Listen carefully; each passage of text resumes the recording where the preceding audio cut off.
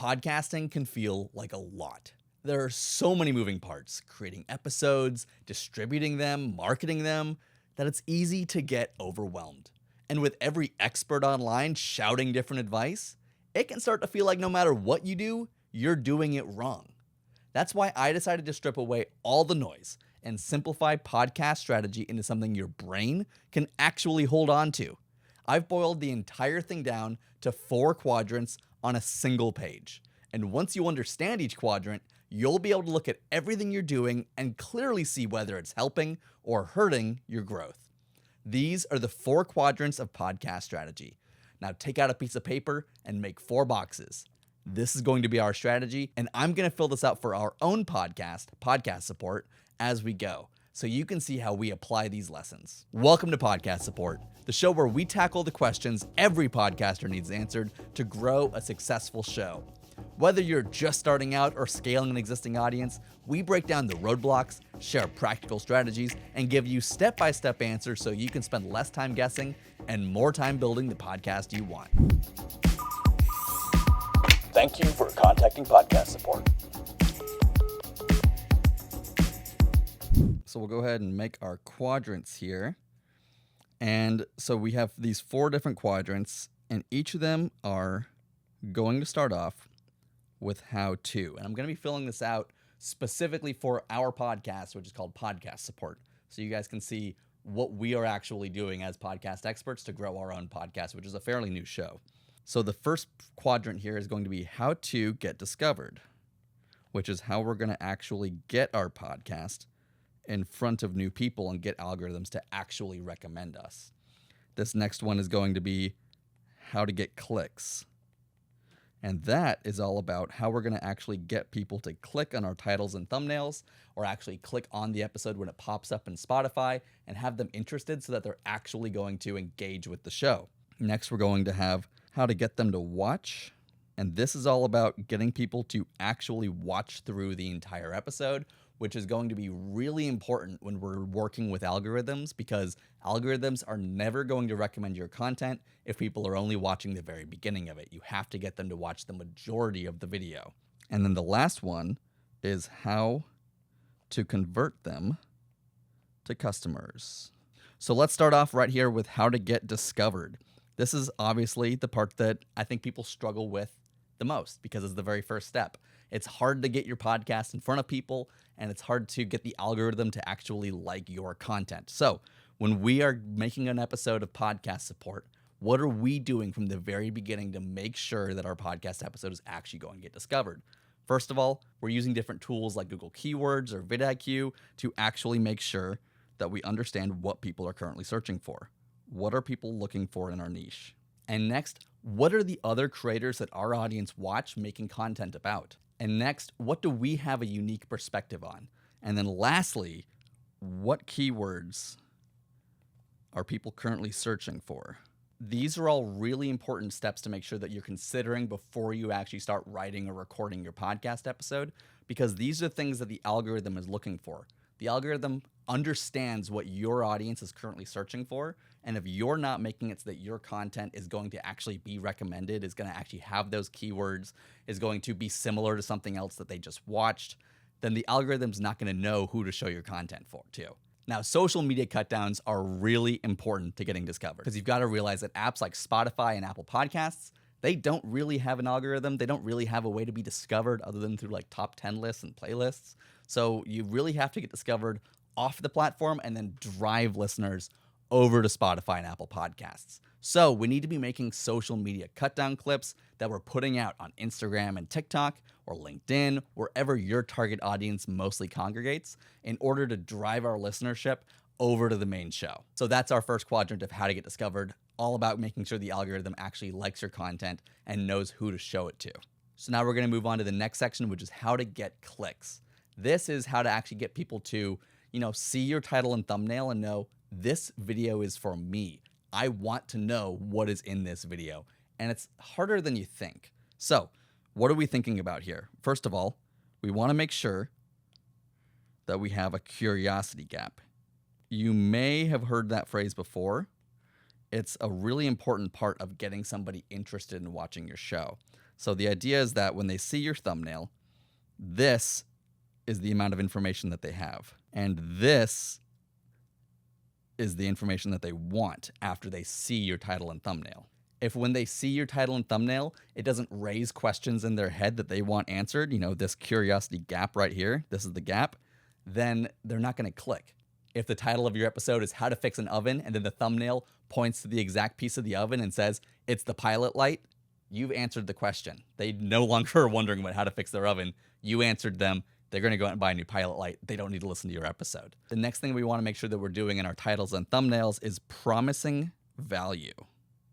People don't watch a video or click on something just because it is shiny and new. They do it because they want something out of the experience of watching it. So you need to make it very clear in your titles and thumbnails what they're going to get out of this video by watching it. Is this going to be an interview where they're going to get a question that they have answered? Is this going to explain how to fix some part of their life? Or is it just going to be super entertaining? I've mentioned titles and thumbnails a lot. Something that we always do for all of our episodes before we actually record is that we actually come up with our titles and thumbnails ahead of time. So you want to make sure that you have a strong title that has that curiosity gap and that promise of value in it.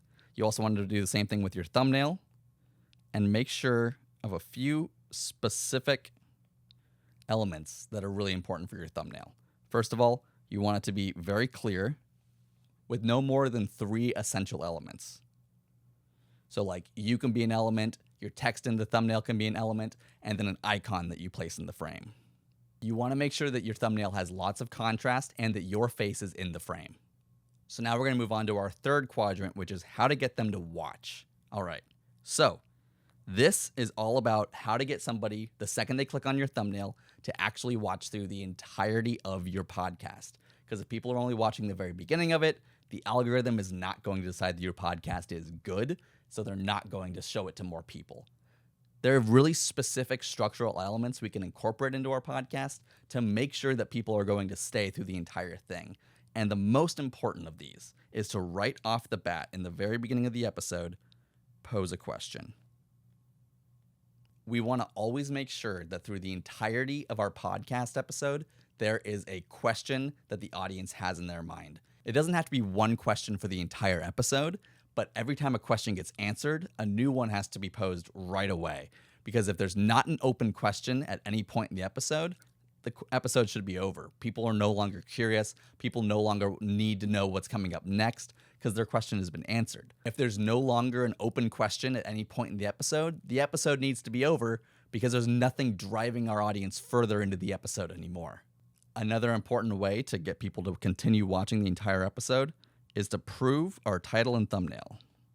Earlier in the second quadrant, we talked all about promising value and creating a curiosity gap. And here is where we make sure that the moment that somebody clicks on our episode, we're proving to them right off the bat, you were not lied to. It was not clickbait. You really are going to get what I said you were going to get in the title and thumbnail.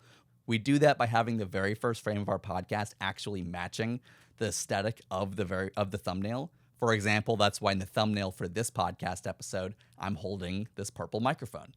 That way, when people see the first frame of this video and I'm also holding this microphone, they know subconsciously, oh, this really is what I clicked on. And then in the opening to your podcast, the hook, you want to make sure that you clearly explain exactly what the format of the video is going to be and what the value is they're going to get out of it. If you promised in the thumbnail that you were going to solve a problem for them, for example, we promised that we were going to simplify strategy and we were going to bring it down to just 4 quadrants. You need to visually show and also tell your audience exactly what it is you're going to be doing in the video. I explained early in this video that I was going to bring you through the 4 quadrants and explain how we use them for podcast support, and that's exactly what we've been doing.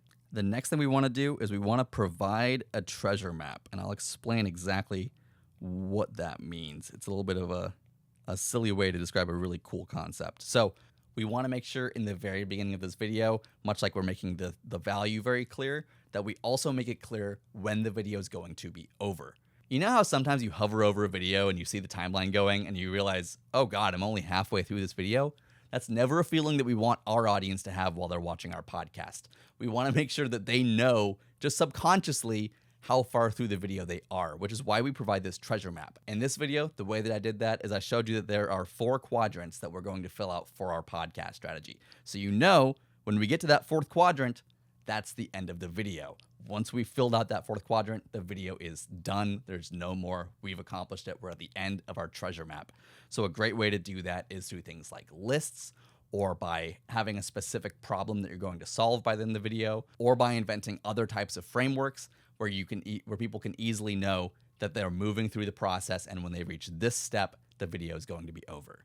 And our last quadrant is how to convert viewers into customers. This is, of course, every podcaster's dream, is actually making money off of their podcast. And actually, if you want to learn more about this, you can check out our video, which is the monetization timeline, which is exactly how to make money at each stage of your podcast growth from 0 views all the way to 20,000 views. Go ahead and check that out if you're interested. So how are we going to actually convert our viewers into customers? So first of all, we want to make sure that we're capturing their information and their attention in different places. So we want to make sure that we set up a newsletter, that we also have some sort of Patreon or Discord or Substack, a place where people can congregate and talk more about the subject matter that our podcast is about, and they can have a community and actually interact with us in other ways. But a really important element of this, because obviously we talked about this earlier, people don't just click on things or do things because they want to be nice or because like it was shiny and new. They do it because they get something out of it. So we want to make sure that we are offering lead magnets. These are things like free PDFs that people can download by signing up for our newsletter or joining our Patreon. They have to somehow engage with us and give us their information in order to get the free download. For example, if you want to get a free guide about how to absolutely nail social media as a podcaster, go ahead and click the link down below, sign up for our newsletter, and you'll get our ultimate social media guide for podcasters. See? It works. And now we also want to make sure that we have strong call to actions. Call to actions are crucial. I literally just did one where I encourage you to go and download our lead magnet. Call to actions are really important because if you don't tell a viewer what you actually want them to do at the end of your podcast or at any point throughout your podcast, then they're never going to do anything. They're going to listen and they're going to leave. So you have to actually give them something and encourage them to do the action that you want by the end of the show. All right, so now I've given you all the secrets to how we make podcast support and how we formulate our strategy. We use all 4 of these quadrants, and as you can see, if you do this yourself and you actually write these all down on paper, you can write down the activities that you are doing for each stage of this strategy, getting discovered, getting clicks, getting people to watch, and actually converting them to customers. And you'll be able to see where your strategy is lacking. If it's really unbalanced, like everything is in the discovery section, but you're not actually doing anything to get your audience to actually want to watch the full episode, and you're wondering, why is the algorithm not rewarding me enough? Why am I not getting enough views? Now you have your answer, because you're not doing enough to actually get people to watch. And if you're wondering why your sales aren't going up, even though your podcast views are up, and you've got nothing going on over here in your how to convert viewers to customers section, well, now you have your answer. You're not doing enough over here to actually convert people. So this is a really easy way to get a bird's eye view of your strategy and actually see whether what you're doing is helpful or not. And if you've got a bunch of activities that you're doing that are not in any of these quadrants, then you can realize that those activities probably are not actually helping you grow, and they're probably busy work. So I really hope that you found this helpful. If you do this exercise yourself and you make a 4-quadrant strategy map for your podcast, go ahead and send it over to us on Instagram. We'd absolutely love to see it. Thank you for contacting podcast support.